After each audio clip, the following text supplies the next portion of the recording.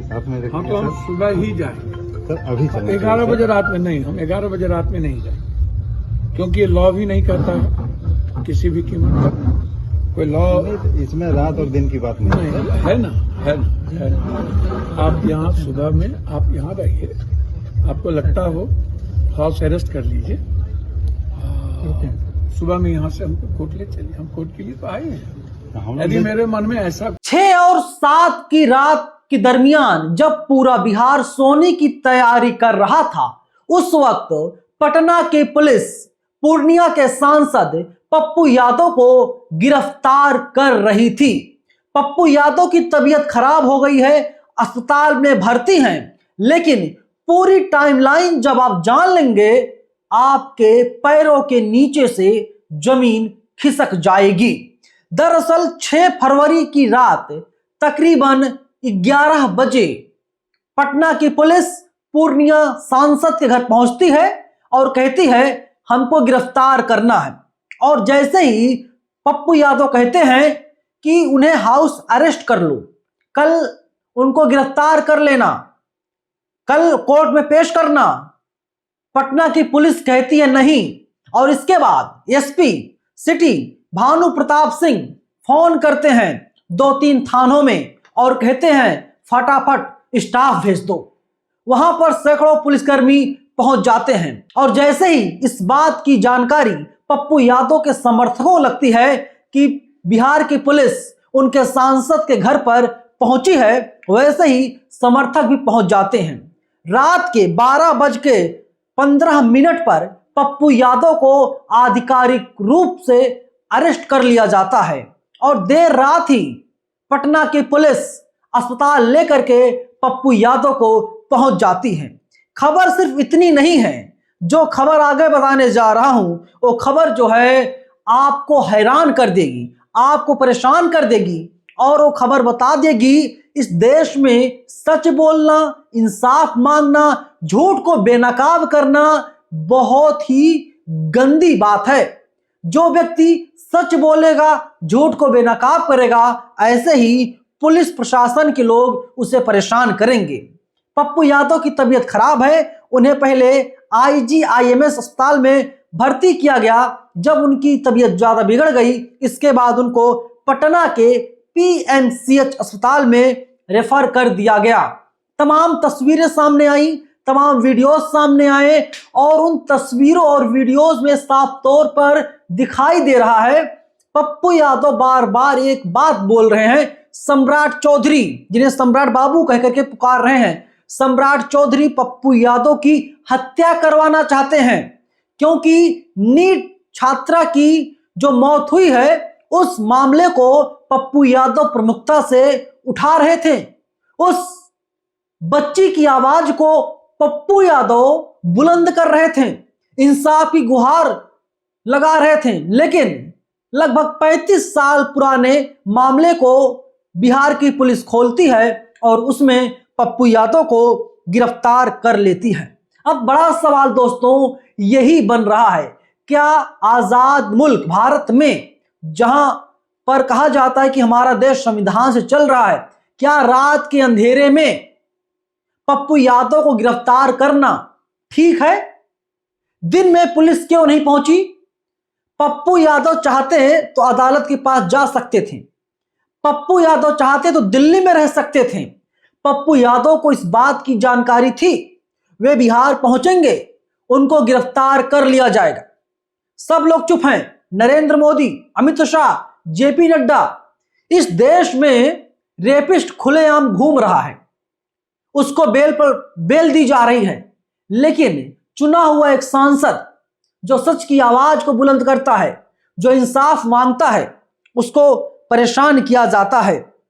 और अब यही कहा जा रहा है नीट छात्रा की आवाज उठाना क्या पप्पू यादव को महंगा पड़ चुका है? राहुल गांधी, प्रियंका गांधी, पूरी कांग्रेस, ये लोग साफ तौर पर अब मैसेज दे रहे हैं पप्पू यादव शेर है, पप्पू यादव झुकने वाला नहीं है और सच की जीत होगी। राहुल गांधी क्या कुछ कह रहे हैं, जरा उसे देखिए आप लोग। राहुल गांधी कहते हैं कि पटना में नीट की आकांक्षी छात्रा की संदिग्ध परिस्थितियों में हुई मौत और उसके बाद की पूरी कार्रवाई ने एक बार फिर सिस्टम की गहरी षड्यंत्र को उजागर किया है। इस बेटी के लिए न्याय की आवाज बनकर साथी पप्पू यादव जी मजबूती से खड़े हुए हैं। आज उनकी गिरफ्तारी साफ तौर पर राजनीतिक प्रतिशोध है, ताकि जवाबदेही मांगने वाली हर आवाज को डराया और दबाया जा सके। सबसे चिंताजनक तथ्य यह है कि यह घटना किसी एक मामले तक सीमित नहीं दिखती। यह एक भयावह साजिश और खतरनाक पैटर्न की ओर इशारा करती है, जहां और भी बेटियां शिकार बन रही हैं और सत्ता इस खौफनाक सच्चाई से आंखें मूंद करके बैठी हुई है। और अब जो अहम खबर सामने आ रही है, जो सोशल मीडिया पर दावा किया जा रहा है, बताया जा रहा है, इस केस का असली मास्टरमाइंड कोई और नहीं, बिहार के मुख्यमंत्री नीतीश कुमार के सुपुत्र जी हैं। नीतीश कुमार के बेटे को बचाने के लिए ये सब कुछ खेल खेला जा रहा है। अब मीडिया पप्पू यादव दिखाएगी, लेकिन इसी बीच पप्पू यादव कहते हैं, बहुत शानदार बिहार पुलिस, हम नीट छात्रा न्याय की लड़ाई लड़े, बिहार पुलिस के पेट में दर्द हो गया, हमें गिरफ्तार करने पटना आवाज पहुंच गई, लेकिन इससे पप्पू यादव ना झुकेगा ना चुप होगा। बेईमानों की कारगुजारियों को बेनकाब करके रहेंगे, जेल भेजो या फांसी दो, पप्पू रुकेगा नहीं। मतलब बिहार की पुलिस को पप्पू यादव ने ललकारने का काम किया है, साफ मैसेज दे दिया, पप्पू यादव को फांसी पर लटका दो, पप्पू यादव को सूली पर चढ़ा दो। पप्पू यादव डरने वाला नहीं है, झुकने वाला नहीं है। और पप्पू यादव का बयान हमने आपको पहले सुनाया, लेकिन उसके पहले मैं आप लोगों से एक चीज कह रहा हूं कि अगर आप लोग सच की आवाज बुलंद करते हैं तो आप यकीन मानिए, आप अपने माँ और बाप से, माता पिताजी से जाकर बोल दीजिए, उनको गिरफ्तार किया जा सकता। और गिरफ्तार अगर हो गए, उसको गिरफ्तारी की तरह ना देखा जाए, बल्कि गोल्ड मेडल की तरह देखा जाए, क्योंकि अगर आप सच बोलेंगे तो आपको परेशान किया जाएगा। आपने देखा, हमारे सामने तमाम ऐसे मामले सामने आते रहे हैं। गोधरा में क्या हुआ था, बिल्किस बानो के साथ क्या कुछ हुआ, रोहित वेमुला के जो दोषी थे क्या उनको सजा मिल पाई, पायल तड़वी के दोषियों को, गुनहगारों को क्या अब तक सजा मिल पाई है? नहीं मिल पाई है और ना मिलेगी, क्योंकि हमारा सिस्टम जो है सड़ चुका है। बाबा साहब डॉक्टर अंबेडकर एक बात कहा करते थे, भारत का संविधान दुनिया का सबसे ज्यादा अच्छा संविधान है, लेकिन इसे लागू करने वाले लोग कैसे हैं, मैटर इस बात का है। वरना ये संविधान जो है किसी रद्दी से कम नहीं है, अगर ठीक ढंग से इसे लागू नहीं किया गया। और हो वही रहा है कि जो व्यक्ति खुल के बोल रहा है उसको परेशान किया जा रहा है। अब मैं आपको पप्पू यादव के बारे में कुछ बताना चाहता हूं। पप्पू यादव एक स्थापित नेता हैं और पप्पू यादव निर्दलीय चुनाव लड़े, जीते, समाजवादी पार्टी में रहे चुनाव जीते, आरजेडी में रहे चुनाव जीते, अपनी पार्टी बनाई उन्होंने तब भी चुनाव जीत गए, अपनी पार्टी का विलय कांग्रेस में कर दिया तब भी उनका जो एक लेवल था हमेशा हाई रहा।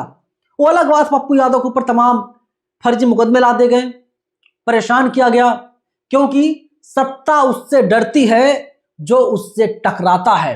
किसी ने कहा है ना, जो बड़े ताकतवर हैं उनको डर इस बात से लगता है कहीं ये लोग हमसे डरना ना बंद कर दें, जबकि उनके पास गोली, बम, बारूद, बंदूक, पिस्टल सब कुछ होता है। लेकिन डरते इस चीज से है, कहीं जो लोग हमसे डर रहे हैं ये लोग हमसे डरना ना बंद कर दें। फिलहाल इस वीडियो में इतना ही, लेकिन कमेंट बॉक्स में आप लोग अपनी राय जरूर लिखिएगा। शुक्रिया।